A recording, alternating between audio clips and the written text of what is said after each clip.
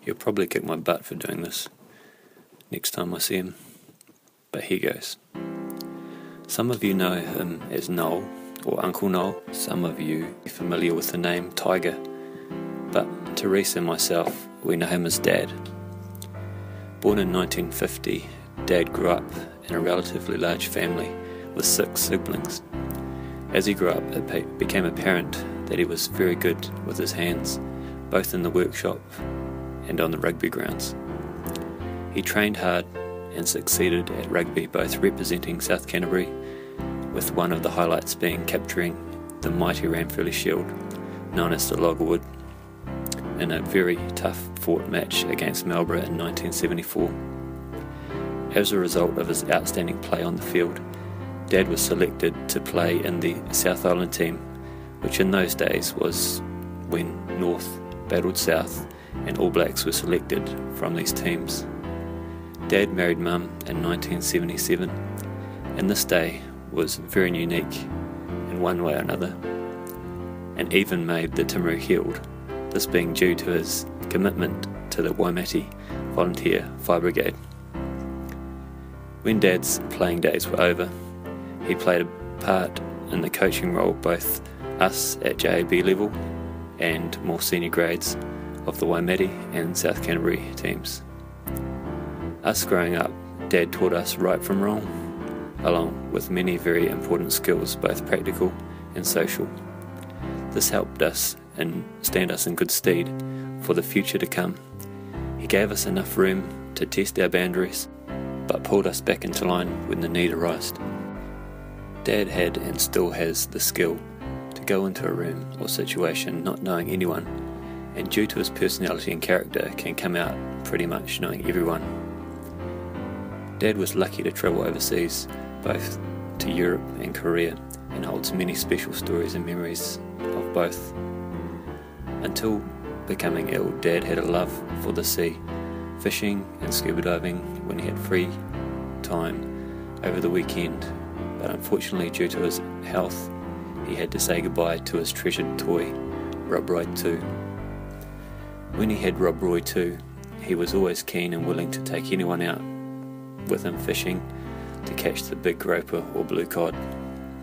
In 2009, Dad was diagnosed with prostate cancer, which caused worry and stress to both Mum and Dad, due to being in the unfamiliar territory of the big sea, but was later operated on successfully and was given the all clear by the medical professionals. Dad got on with his life and worked in the dairy and farming industry until 2011, when he was again diagnosed with a secondary cancer, being bowel cancer. Until Christmas 2013, I did not know that Dad had been given 16 months to live by the docs, and was very surprised at the news, as more than 26 months or so had passed without me knowing this.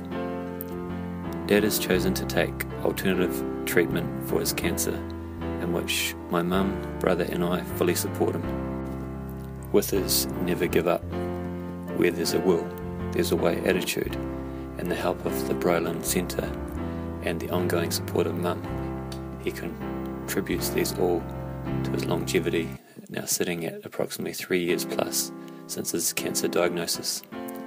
I recently visited Dad, at which time Reese and I decided to give something back to Dad and show our support for him by shaving off our slightly greying locks. For the past 3 years or so, Dad has been unable to work and has been getting on by a single income, as the alternative treatment he is receiving is not covered by insurance or the likes. After seeing firsthand how busy Mum is working 9 to 10 hour days, plus preparing meals and carrying out everyday household chores, she deserves and gets my full respect, and I know Dad and Reese feel the same way.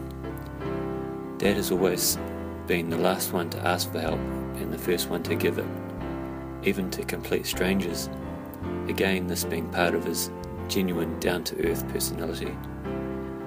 Dad is by no means down, and his ever positive attitude and belief in the treatments he will see many more years to come. If you've ever met Dad, you'll more than likely have the odd story or two to share, and please feel free to share them in the Facebook comments. This will give him a laugh and a big old pick up on some of the tougher days. If you're willing to help the big fella out, I have set up a Give a Little page for Dad, to which your donations would be greatly appreciated to assist in funding his treatments and to relieve a bit of the financial burden that comes with the inability to work. Thank you very much for taking your time to watch this presentation. On behalf of my family, thank you to everyone who has supported Dad in one way or another to date and in the future. Your support is greatly appreciated in advance. Thank you